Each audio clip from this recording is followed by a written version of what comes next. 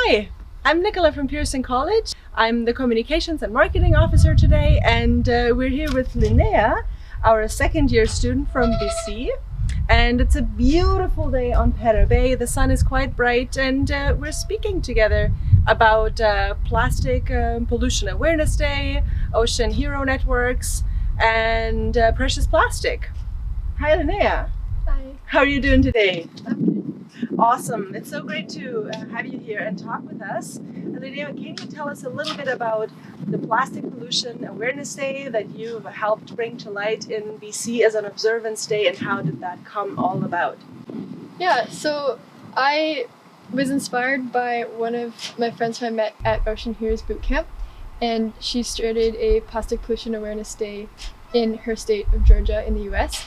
And I decided that Canada needed something similar, so I contacted the Minister of Environment for BC, and I sent him a letter requesting the creation of Plastic Pollution Awareness Day for February 15th.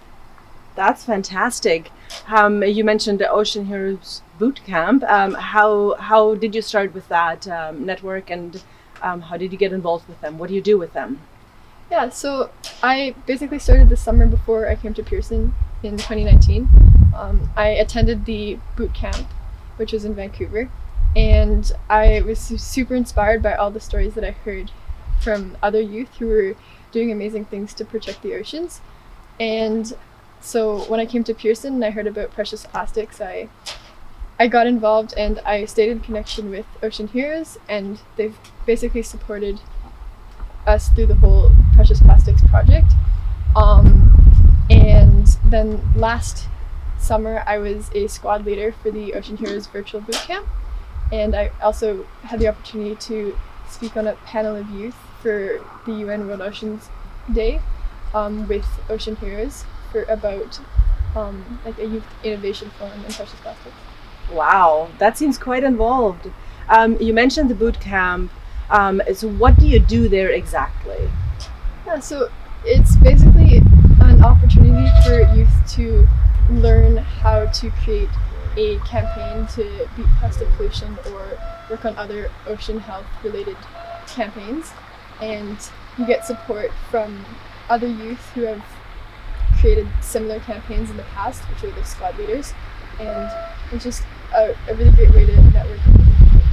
Cool. For the Plastic Pollution Awareness Day, we've seen images of a fashion show. Tell us what this was all about and how did it go?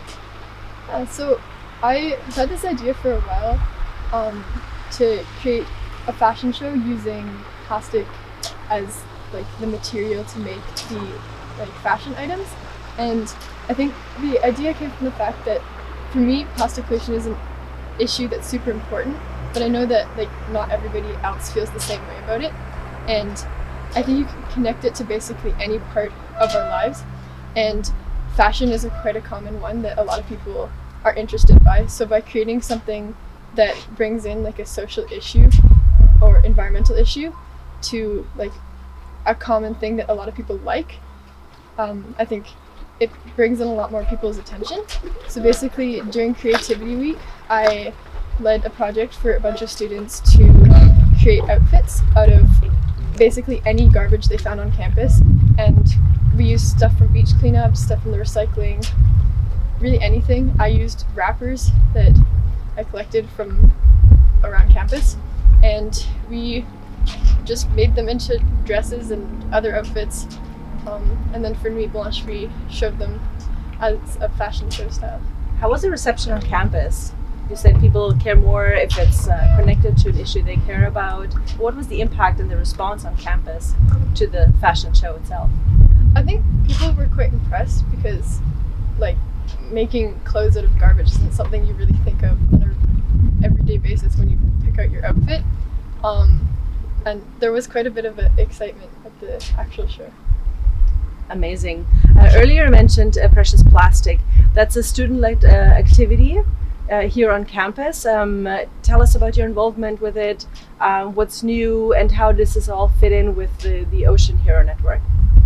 Yeah, so it was a project that was starting up when I first arrived at Pearson. So I got involved, and I worked with Ocean Heroes to get grants for the project, so that we were able to purchase a shredder to break down plastic and a compression oven to melt it, and then also some molds so that we could make products. And then this year we were able to start actually producing bowls, which we've made out of plastic that comes mainly from our cafeteria. And then we sell them back to students and staff. And that sounds so incredible. Great on you for all this activism and getting things rolling here. I've seen some of the images of the bowls. How well do they go? It actually wasn't that hard for us to figure it out. I expected it to take quite a bit longer. Basically, the process is that we collect the plastic, we wash it, and then we sort it by color, and then we shred it down into smaller pieces so that it melts easily. And then we put it into our bowl mold. Then it goes into our compression oven for about 45 minutes. And then you take it out and clean up the edges, and then we have a bowl. Whoa! What's on the horizon for Precious Plastic? You're in your second year. What's the longevity of it? How do you see the future of it evolving? I think now that we're nearing the end of the year, I think the demand on campus has gone down quite a bit. So we're looking into working with a partnership that we established over the summer in Victoria, in hopes of selling them at a Reuse It center in Victoria to broaden the scope of the project. And then on top of that, I think the plan for next year is to also start collecting plastic from Machosen, and creating, I think, a pickup system where we would have people drop it off at a certain location in Machosen, and then we could go pick it up and use it, so that it's kind of working with the surrounding community as well. Wow, that's fascinating. Kudos to you and the whole team working on Precious Plastic. It might be a challenging question, so please tell me off. But which direction after Pearson College do you plan to take? I think my plan is to go into marine biology and ocean conservation, sustainable development area. That seems to be where I'm most passionate. The exact route that I'm going to take is not clear yet, but I think I would be interested in starting a precious plastics at whatever university I end up going to. And same with Plastic Pollution Awareness Day. I plan on setting that up in whatever area I end up, and also working with other youth to create it and hopefully spread it into a global movement and make it as big as Earth Day. Wow, that is incredible. Thank you so much for sharing all this knowledge with us and taking the time to let us know what's going on and how this all came about. I really enjoyed talking with you. Thank you so much, Linnea. Thank you.